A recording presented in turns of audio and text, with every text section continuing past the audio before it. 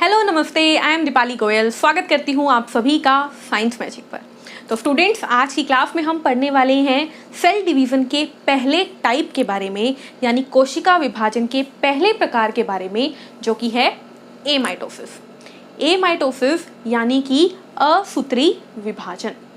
हमने डिस्कस किया कि कोशिका विभाजन होता है, कोशिका डिवाइड करती है ताकि नई सेल्स बने, ठीक है, और बॉडी की रिपेयरेशन हो, मरम्मत हो, बॉडी की वृद्धि हो यानी ग्रोथ हो।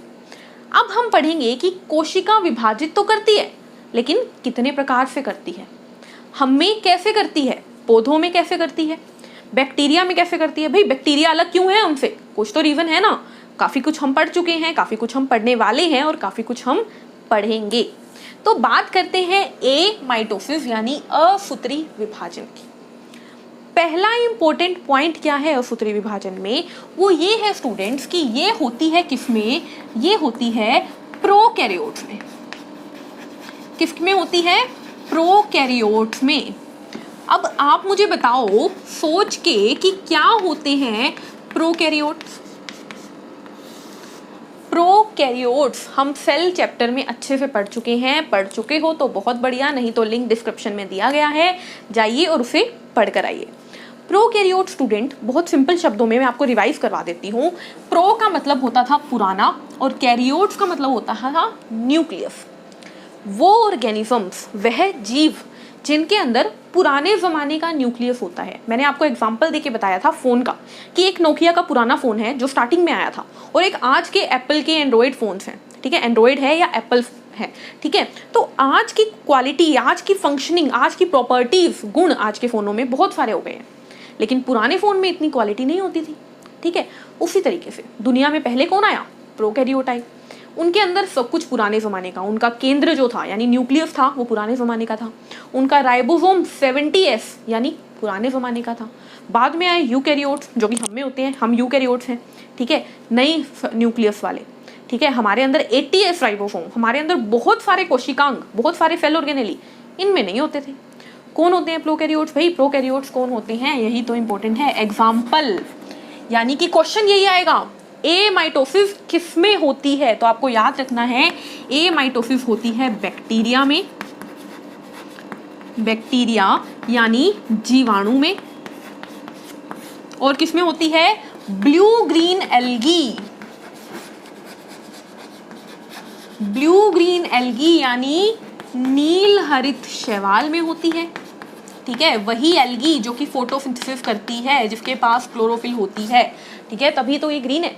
और कुछ प्रोटोजोआ में, कुछ प्रोटोजोआ, ठीक है, कुछ बोल रही हूँ मैं, ध्यान रखना, सब में नहीं, प्रोटोजोआ में होती है क्या?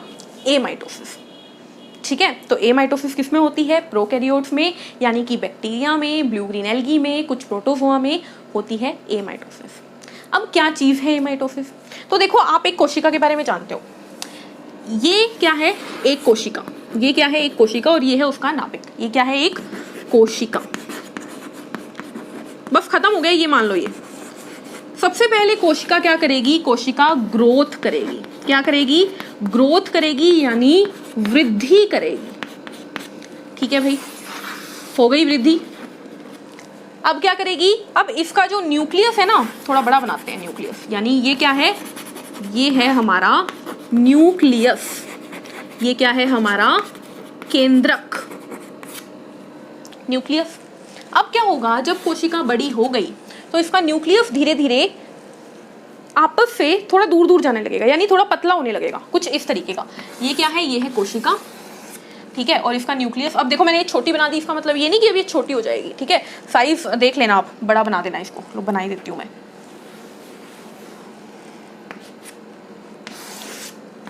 ये है कोशिका, और इसका जो न्यूक्लियस है कुछ इस प्रकार से बड़ा होने लग जाएगा, यानी न्यूक्लियस क्या हो रहा है? एलोंगेट हो रहा है। न्यूक्लियस केंद्र जो है उसमें खिंचाव आ रहा है। और फिर होते होते क्या होगा स्टूडेंट्स? इसके बाद को पूरा ही छोटा बनाते हैं थोड़ा सा। देखो, ये क्या है? हमारी सेल, और ये उसका केंद्रक। इसने क्या की? ग्रोथ की, और न्यूक्लियस उसके अंदर पड़ा ही है। अब क्या होगा स्टूडेंट्स? इसका न्यूक्लियस जो है वो इलोंगेट करना लगेगा, कुछ इस तरीके से, और धीरे धीरे क्या होगा, न्यूक्लियस जो है उसके साथ जो सेल है वो भी अलग होने लगेगी। यानी देखो न्यूक्लियस तो दो अलग अलग हिस्सों में जा ही रहा है, साथ साथ में जो बाहर का कोशिका द्रव्य है यानी साइटोप्लाज्म है वो भी दूर जाता जा रहा है, और एट लास्ट ये दो कोशिका बन जाएंगी जिसमें दोनों में न्यूक्लियस होगा। ठीक है, अब इसमें आपको याद क्या रखना है, आपको ये रखना है कि यहाँ पर क्या हुआ, ग्रोथ हुई यानी वृद्धि हुई, यहाँ पर केंद्र विभाजन हो रहा है और यहाँ पर कोशिका द्रव्य विभाजन हो रहा है। ठीक है, अब क्या है, ये क्या है स्टूडेंट, ये है मदर सेल। याद आया, पहली सेल क्या होती है, मदर सेल यानी मातृ कोशिका, मातृ कोशिका। और ये जो दो बनी है वो क्या है, ये दोनों है स्टूडेंट्स डॉटर सेल यानी पुत्री कोशिका। ये दोनों क्या है, पुत्री कोशिका। तो ये है स्टूडेंट ए माइटोसिस। क्वेश्चन आएगा ए माइटोसिस किस में होता है, आप बोलोगे बैक्टीरिया, ब्लू ग्रीन एल्गी और कुछ प्रोटोजोआ में। तो यहाँ पर ए माइटोसिस हमारा खत्म होता है। मिलते हैं नेक्स्ट वीडियो में माइटोसिस के साथ। याद रखिएगा माइटोसिस और मियोसिस यानी समसूत्री और अर्धसूत्री विभाजन बहुत ही ज़रूरी टॉपिक है, तो बहुत ध्यान से उन्हें देखिएगा। मिलते हैं नेक्स्ट वीडियो में। चैनल को लाइक कीजिए, शेयर कीजिए, सब्सक्राइब कीजिए। Take care, thank you, bye bye.